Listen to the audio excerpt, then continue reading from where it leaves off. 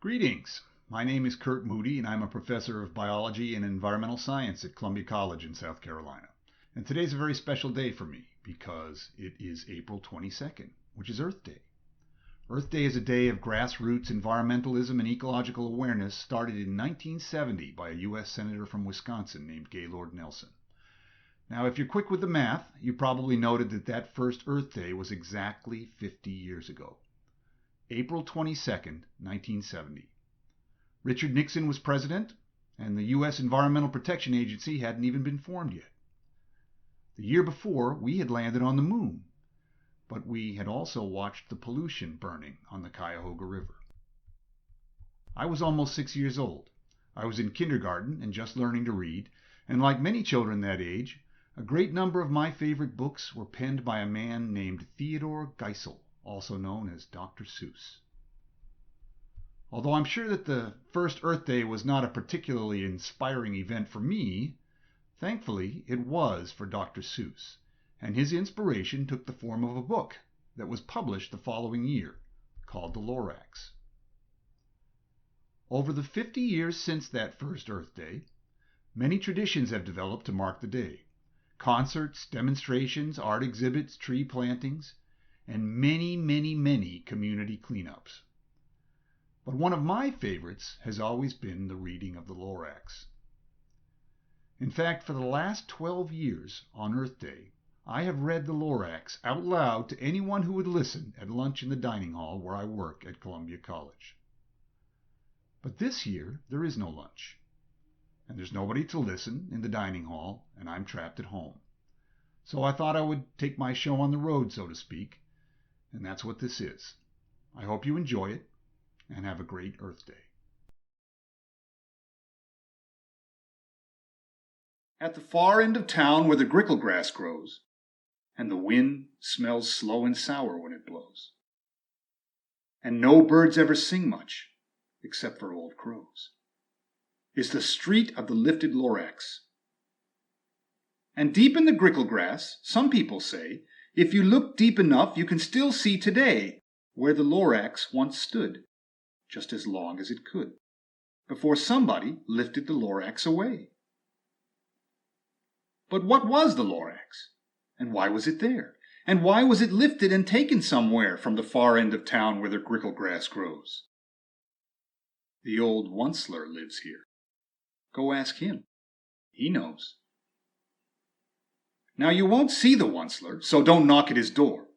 He stays in his lurkin on top of his store. He lurks in his lurkin, crouched under his roof, where he makes his own clothes out of myth-muffered moof.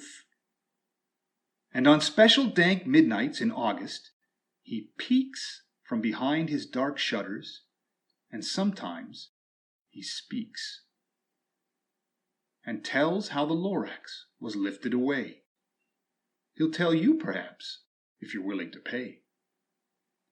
On the end of a rope, he lets down a tin pail, and you have to toss in 15 cents and a nail and the shell of a great-great-great-grandfather snail. Then he pulls up the pail, makes a most careful count, just to see if you've paid him the proper amount.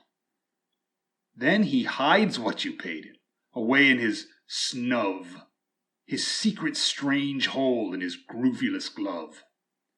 Then he grunts, "I will call you by whispermophone, for the secrets I tell are for your ears alone." Slup! Down slups the whispermophone to your ear, and the old Onceler's whispers are not very clear, since they have to come down through a snurgly hose, and he sounds like he has smallish bees up his nose. "Now I'll tell you," he says, with his teeth sounding gray, "how the Lorax got lifted and taken away. It all started way back, such a long time back. Way back in the days when the grass was still green, and the pond was still wet, and the clouds were still clean, and the song of the swami swans rang out in space. And one morning I came to this glorious place, and I first saw the trees. Oh, the truffle trees. the bright-colored tufts of the truffula trees, mile after mile in the fresh morning breeze. And under the trees I saw brown barbaloots, frisking about in their barbaloot suits as they played in the shade and ate truffula fruits. From the ripulous pond came the comfortable sound of the humming-fish humming while splashing around. But those trees, oh, those trees, oh, those truffula trees. All my life I'd been searching for trees such as these. The touch of their tufts was much softer than silk, and they had the sweet smell of fresh butterfly milk. I felt such a great leaping of joy in my heart. I knew just what I'd do. I unloaded my cart, and in no time at all, I had built a small shop. Then I chopped down a truffula tree with one chop. And with great skillful skill, and with great speedy speed, I took that soft tuft, and I knitted a thneed. The instant I'd finished, I heard a gazump. I looked and saw something pop out of the stump of the tree I'd chopped down. It was sort of a man. Describe him? That's hard. I don't know if I can. He was shortish and oldish and brownish and mossy. And he spoke with a voice that was sharpish and bossy. "Mister," he said with a sawdusty sneeze, "I am the Lorax. I speak for the trees. I speak for the trees have no tongues, and I'm asking you, sir, at the top of my lungs." He was very upset as he shouted and puffed. "What's that thing you've made out of my truffula tuft?" "Look, Lorax," I said, "there's no cause for alarm. I chopped just one tree. I'm doing no harm. I'm being quite useful. This thing is a thneed. And a thneed's a fine something that all people need. It's a shirt, it's a sock, it's a glove, it's a hat, but it has other uses. Yes, far beyond that. You can use it for carpets, for pillows, for sheets, or curtains, or covers for bicycle seats." The Lorax said, "Sir, you are crazy with greed. There is no one on earth who would buy that fool thneed." But the very next minute, I proved he was wrong. For just at that minute, a chap came along, and he thought that the thneed I had knitted was great. And he happily bought it for $3.98. I laughed at the Lorax. "You poor stupid guy. You never can tell what some people will buy." "I repeat," cried the Lorax, "I speak for the trees." "I'm busy," I told him. "Shut up, if you please." I rushed across the room and in no time at all built a radio phone and put in a quick call. I called all my brothers and uncles and aunts, and I said, "Listen here. Here's a wonderful chance for the whole Onceler family to get mighty rich. Get over here fast. Take the road to North Nitch. Hang a left at Weewalkin, then right at South Stitch." And in no time at all in the factory I'd built, the whole Onceler family was working full tilt. We were all knitting thneeds, just as busy as bees, to the sound of the chopping of truffula trees. And then, oh, baby, oh, how my business did grow. Now just chopping one tree at a time was too slow. So I quickly invented my super axe hacker, which whacked off 4 truffula trees at one smacker. We were all making thneeds 4 times fast as before. And that Lorax, he didn't show up anymore. But the next week, he knocked on my new office door. He snapped, "I'm the Lorax, who speaks for the trees, which you seem to be chopping as fast as you please, but I'm also in charge of the brown barbaloots, who played in the shade in their barbaloot suits and happily lived eating truffula fruits. Now, thanks to your hacking my trees to the ground, there's not enough truffula fruit to go round, and my poor barbaloots are all getting the crummies, because they have gas and no food in their tummies. They loved living here, but I can't let them stay. They'll have to find food, and I hope that they may. Good luck, fellows," he cried, and he sent them away. I, the Onceler, felt sad as I watched them all go. But Business is business, and business must grow, regardless of crummies and tummies, you know. Now, I meant them no harm. I most truly did not. But I had to grow bigger, so bigger I got. I biggered my factory, I biggered my roads, I biggered my wagons, I biggered their loads. Of the thneeds I shipped out, I was shipping them forth to the south, to the east, to the west, to the north. I went right on biggering, selling more thneeds, and I biggered my money, which everyone needs.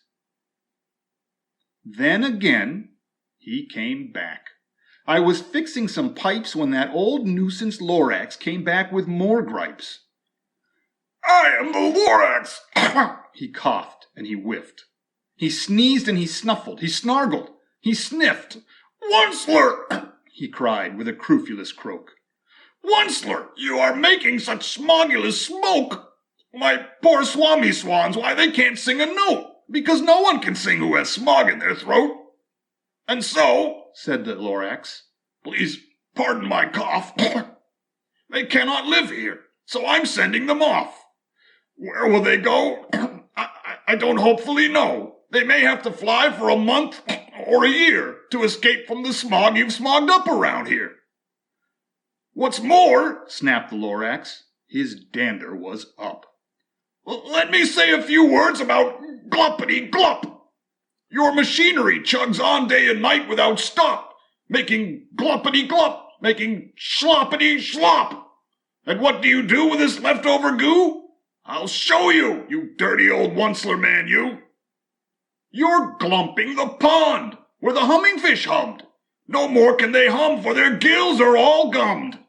So I'm sending them off. Oh, their future is dreary. They'll walk on their fins and get woefully weary in search of some water that isn't so smeary. And then I got mad. I got terribly mad, and I yelled at the Lorax. Now listen here, Dad. All you do is yap yap and say bad, bad, bad, bad. Well, I have my rights, sir, and I'm telling you I intend to go on doing just what I do. And for your information, you Lorax, I'm figuring on biggering and biggering and biggering and biggering, turning more of your truffle of trees into thneeds, which everyone needs. But at that very moment, we heard a loud whack. From outside in the fields came a sickening smack of an axe on a tree. Then we heard that tree fall. The very last truffula tree of them all. No more trees, no more thneeds, no more work to be done. So in no time, my uncles and aunts, every one, all waved me goodbye and jumped into their cars and drove away under the smoke-smuggered stars. Now all that was left neath the bad-smelling sky was my big empty factory, the Lorax and I. The Lorax said nothing, just gave me a glance, just gave me a very sad, sad backward glance, as he lifted himself by the seat of his pants.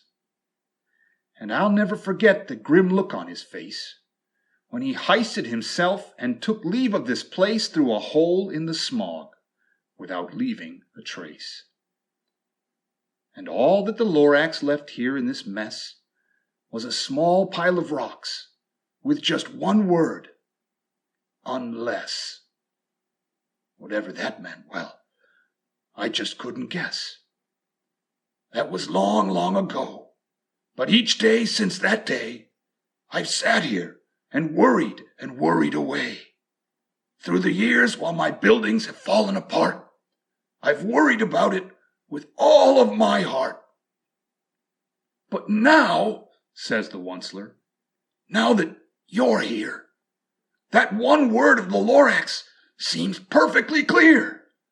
Unless someone like you cares a whole awful lot, nothing is going to get better. It's not. So catch calls the Onceler as he lets something fall. It's a truffula seed. It's the last one of all. You're in charge of the last of the truffula seeds. And truffula trees are what everyone needs. So go plant a new tree and then treat it with care. Give it lots of clean water. Feed it loads of fresh air. Grow a forest and protect it from axes that hack. So the Lorax and all of his friends can come back.